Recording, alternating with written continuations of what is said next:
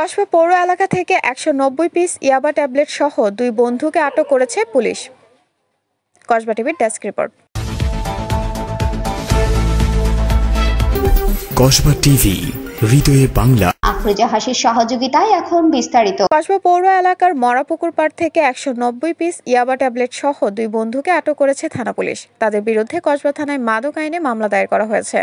ব্রাহ্মণবাড়িয়া জেলার সুযোগ্য police super Mohammad জাভেদুর রহমানের নির্দেশনা এবং মোহাম্মদ আব্দুল কাদের অফিসার ইনচার্জ কসবা থানা ব্রাহ্মণবাড়িয়ার সার্বিক তত্ত্বাবধানে কসবা থানা এলাকায় মাদক উদ্ধার অভিযান পরিচালনা করা হয়।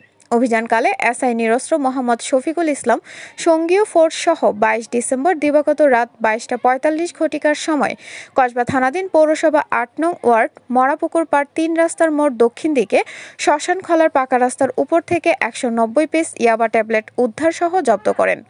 গ্রেফতারকৃত আসামিরা হলেন আশরাফুল ইসলাম পিতা হারুনুর রশিদ, গোলাম জিলানি পিতা মোহাম্মদ নূর মোহাম্মদ, উভয় সাং গঙ্গানগর, কাইমপুর ইউপি, থানা কসবা, জেলা ব্রাহ্মণবাড়িয়া। আটককৃতদেরকে আদালতের মাধ্যমে জেল কারাগারে প্রেরণ করা হয়।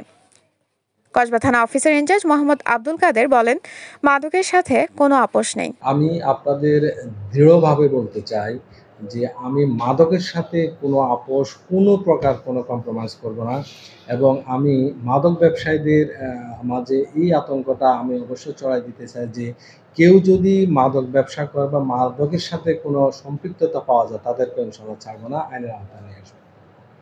কসবা টিভির সংবাদের সাথে থাকার জন্য ধন্যবাদ জানাচ্ছি।